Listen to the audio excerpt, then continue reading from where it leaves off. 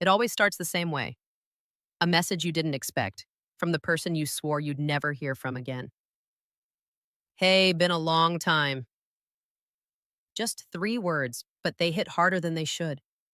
For a moment, I didn't even know whether to reply. My heart said curiosity. My mind said, don't you dare. Because the last time I saw them, my so called villain ex, they left me standing in the rain, apologizing for things I didn't even do. And yet, here they were, reappearing like a ghost that suddenly remembered I existed. At that time, my world had changed. I had someone new, someone who didn't drain my energy, but brought peace to it. He wasn't flashy. He didn't try to control the room. He just showed up every single day. The kind of quiet, consistent presence that heals you without saying a word. My hero. Not because he saved me, but because he reminded me I was never the one who needed saving. So when that message came, I laughed it off, told myself it's just coincidence. But deep down, I felt that old chill, the one that says they're not done playing yet. A week later, I saw them by accident, or maybe not. I was at a small cafe downtown, the same place where I used to write in my journal, and there they were, sitting across the room, pretending not to see me, but watching through the reflection on the glass. The same smirk, the same casual charm that once felt magnetic, now felt dangerous. Wow, what are the odds? They said, smiling. I forced a polite smile back, but my stomach twisted, because I could already sense it. The performance beginning again.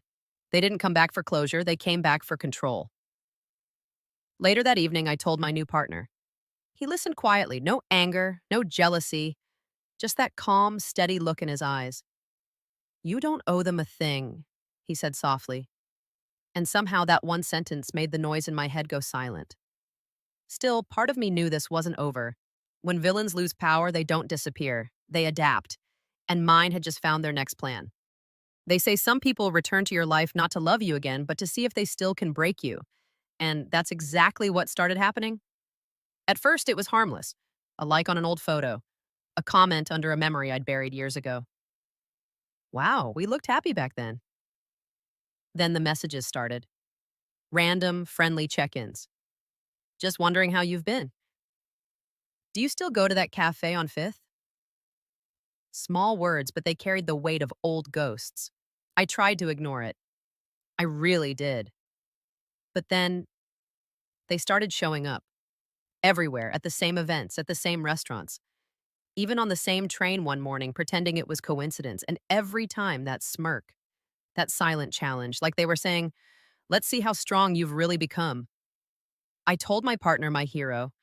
He stayed calm, but I could see the flicker of worry in his eyes. Are you sure you're okay? He asked. I nodded, but deep down, the past was whispering again, trying to rewrite the peace I'd built. Then came the manipulation, the kind only a seasoned villain knows. A message accidentally sent to me. You'll always be the one that got away. A photo of an old gift I'd given them captioned, some memories never fade. They knew exactly what they were doing, planting seeds of confusion, testing the cracks. One night I got a call, a mutual friend's voice on the other end, awkward and hesitant. Hey, your ex was talking about you, said you've changed, that you're pretending to be happy. I froze because that's how it starts. They don't destroy you directly. They turn your world against you, one whisper at a time. The next few weeks were a storm. Everywhere I went, I felt their shadow. Even online, that their comments crept in subtle, sarcastic, calculated. They wanted me to react, to stumble, to prove that I still cared. But the real danger wasn't outside, it was inside. Old wounds began to ache. Questions I thought were healed came back. What if they were right about me? What if I haven't really changed? That's what villains do. They don't just want attention. They want your peace. And one evening, as I was scrolling through messages, my partner walked in quietly. He looked at me, saw the anxiety I'd tried to hide. They're not worth your energy, he said softly. People like that feed on reaction. Don't give them the meal. And for a moment, I remembered who I'd become. Someone who no longer needed to prove their worth to someone who never saw it, but Villains never quit easily. The next morning, I found a note on my car windshield. No signature, just 4 words. You'll come back soon. That was the moment I realized this wasn't coincidence. This was war, and I wasn't going to lose again. There comes a moment when fear becomes exhaustion, and exhaustion becomes clarity. One morning, I opened my eyes and realized I was done being haunted. It didn't happen with fire or rage. It began quietly with a choice. I turned off my notifications. No more pop ups. No more messages flashing like old ghosts trying to resurrect themselves. The silence that followed felt like oxygen. Then I went further. I cleaned my social media, archived the photos that still held shadows, removed names that no longer felt safe. Every delete, every block, every click was a small act of self protection disguised as ordinary housekeeping. That night, I finally breathed. It felt strange at first, like walking in a world that had forgotten my name, but it was peace, not emptiness. I began to write again. At the top of a fresh page, I wrote 5 lines, my new commandments. I will not reply to bait. I will not justify my peace. I will not explain my boundaries twice. I will not treat manipulation as love. I will not learn the same lesson again. I taped that paper to the inside of my closet door so that every morning I would meet my strength before I met the world. Of course, they noticed the silence. The moment I stopped responding, their need to provoke grew louder. Old mutual friends began to accidentally mention my name, carrying little fragments of gossip that smelled like poison. But this time, I didn't swallow it. I smiled, I listened, and I said nothing. For the first time, my stillness became my defense. It wasn't easy. There were days I wanted to scream, to fight back, to prove that I was good, honest, innocent. But I learned that proving yourself to someone committed to misunderstanding you is the fastest way to lose your peace again. So I stopped explaining. At night, I sat on my balcony watching the city lights. I thought about the girl I used to be, the one who begged for closure, the one who kept her heart open to people who only came to take. I whispered into the dark, I forgive you for thinking love had to hurt. And I meant it. Because forgiveness wasn't about them. It was about releasing the version of me that kept bleeding for attention. The next week, things escalated. They began appearing in places I hadn't mentioned. Coincidences that felt too carefully arranged. A message slipped under my door, unsigned, whispering that I would come back soon. That was the moment I understood this wasn't nostalgia. It was a game. But I wasn't playing anymore. I began documenting everything. Dates, messages, sightings, every trace of their attempt to re-enter my life. Not out of paranoia, out of preparation. Because boundaries without proof are easily questioned, and I refuse to be doubted again. I told myself, if they try to drag me into chaos, I will not dance. If they try to rewrite history, I will not hand them the pen. That promise changed something inside me. The next time someone hinted that maybe I was overreacting, I smiled gently and said only in my mind, peace is not an overreaction. Peace is the reward for surviving storms that were never meant for you. I learned that strength isn't always a roar. Sometimes it's the decision to walk away from noise you could easily dominate but no longer want to. One evening, I saw them again. Their face carried that same practiced charm, that same smirk that once pulled me in. But this time, it didn't move me. I felt nothing. They spoke, but all I heard was static. The words fell flat because I had stopped giving them power. Every sentence that once could have destroyed me now sounded like a stranger rehearsing lines from a story that had ended long ago. When I left that place, I didn't look back, I didn't cry, I didn't even flinch. I walked into the night with a quiet certainty I was no longer their audience. Later that week, a rumor about me surfaced online, carefully written, half true, half venom. But this time I didn't panic. I didn't defend myself in public. I simply documented the truth and stayed silent. Because silence, when chosen, is power. I realized something I wish I'd known years ago. When you stop chasing validation, liars lose their stage. The people who believed me didn't need convincing. The ones who didn't never truly cared. That night, I sat beside the window again. The city lights looked softer somehow, the noise less violent. I made tea, and for the first time in months, it tasted like peace instead of survival.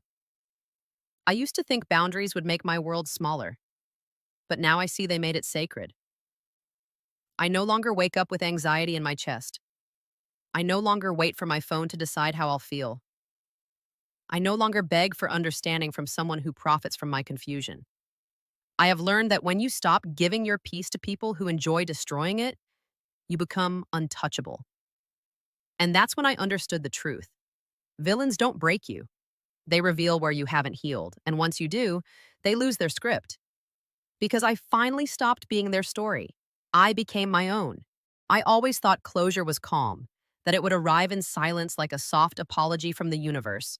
I was wrong. Closure came to me on a stormy evening, wrapped in noise, tension, and the smell of betrayal. It started with a message I wasn't supposed to see, a screenshot sent by a mutual friend showing my ex twisting my words, rewriting my life into their story again. Lies layered over truth until even I had to pause to remember what was real. That moment burned something awake in me. The fear, the guilt, the hesitation, they all shattered at once. I was done watching my peace being auctioned off in conversations I never consented to. So I called them. One final time. My hands were shaking, but my voice was steel. They agreed to meet, probably thinking I'd still be that soft-spoken version of me who'd fold when cornered. They were wrong. The cafe was crowded, full of murmurs and the low hum of life going on. I walked in and saw them waiting, smiling like they owned the room. The same smirk that once disarmed me now looked like a mask cracking under its own arrogance. They started with their usual act, pretending concern, pretending nostalgia. Words dripping with fake sweetness, sentences rehearsed for sympathy. But this time, I didn't flinch.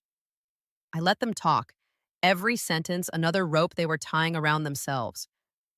When they finally paused, waiting for me to fill the silence, I looked straight into their eyes and said what I had rehearsed in my mind for months. You are not my unfinished story. You are my final chapter.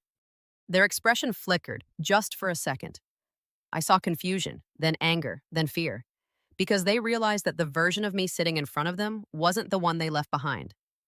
I wasn't begging or explaining or shrinking. I was confronting. I told them about the lies, the messages, the stalking, the manipulation. I told them I had proof, witnesses, and a voice that wasn't afraid anymore. And when I spoke, people turned.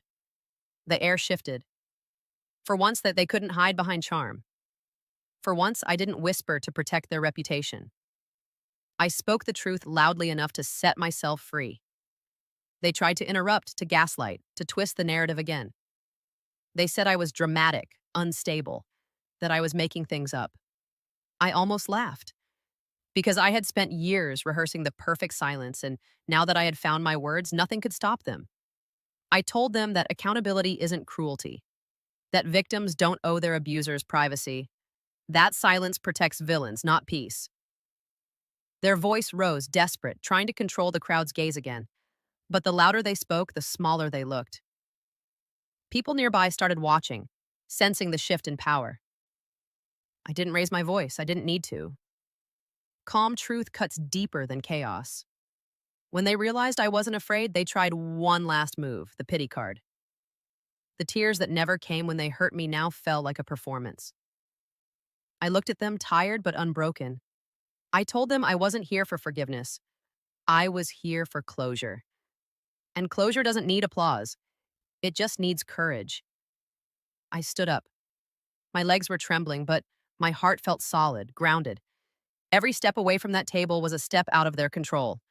They called my name, trying to pull me back into their gravity, but I kept walking. For the first time, I didn't turn around, because the story was over, and I was no longer the character written by someone else. Outside, the rain had stopped. The sky was heavy and silent, as if it had been waiting for me to finally speak. I felt the ache in my chest shift into relief. The villain had finally lost, not because I destroyed them, but because I stopped participating in their story. I went home and deleted every trace left. No nostalgia, no revenge, no goodbye text. Just deletion. Pure and clean. It wasn't hate, it was healing. I looked at my reflection in the window and whispered, "This is what winning looks like." Not shouting, not revenge, just peace reclaimed. For the first time, my heart didn't race when I heard a notification. My body didn't tense when I saw a familiar name. The spell was broken. And that night, I realized something powerful. Sometimes the loudest victory is the quiet of not needing them to see you win. That is how the story ends. Not with fire, not with tears, but with freedom walking out of the door they kept locked for too long. I am done being haunted. I am done being rewritten. I am the author now. I am the morning light touched my room like forgiveness. The storm was gone, both outside and inside. I woke up and didn't check my phone first. That tiny act felt revolutionary. The air smelled new, like I had stepped out of someone else's movie and into my own life again. The days after the showdown were quiet, not empty, peaceful. People who had believed rumors began to see the truth without me saying a word. Time always exposes what lies try to bury. I didn't chase explanations anymore. I realized that silence can be louder than any defense. I started walking again through the same streets that once made me anxious. Every corner felt lighter. I could finally exist without scanning the crowd for ghosts. It felt like breathing without armor for the first time in years. Sometimes, healing doesn't look like triumph. It looks like cooking breakfast with music on. It looks like deleting old photos without crying. It looks like laughing again without rehearsing how it might sound. That's what freedom really is, the return of ordinary moments. I learned that self-worth isn't a prize someone else can give or take. It's the quiet knowledge that you were always enough, even when you forgot. I stopped asking why they came back. I stopped wondering if they ever regretted losing me. None of it mattered anymore. The only thing that mattered was the version of me that survived. I began writing again, not about pain this time, but about possibility.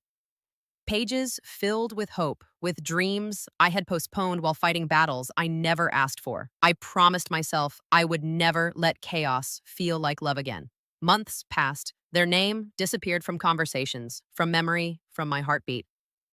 When it was mentioned by chance, it didn't sting. It didn't even echo, just silence. Soft, distant, harmless. That's how I knew the story was finally closed. One evening, I watched the sunset paint the sky gold. It looked like an ending, but felt like a beginning. The world kept moving. And so did I. My life no longer revolved around who hurt me, but around who I was becoming. Strength wasn't something I chased anymore. It lived quietly inside me, steady and unshakable. I realized that some villains never change, but that's not my concern. My only job is to protect my peace, to build my future without turning back. The real victory isn't proving them wrong. It's living so fully that their memory can't reach you anymore. So I let the past fade. I stopped searching for closure in people. I found it in myself, in calm mornings, in honest love, in every breath that didn't carry their name. That's how healing ends, not with revenge, but with indifference. I look at myself now and see someone whole, someone who turned pain into wisdom and boundaries into art, someone who finally understands that love should never feel like survival. This is my new chapter. One written with peace, not fear, one that no villain can rewrite again, because I'm not their story anymore. I'm mine.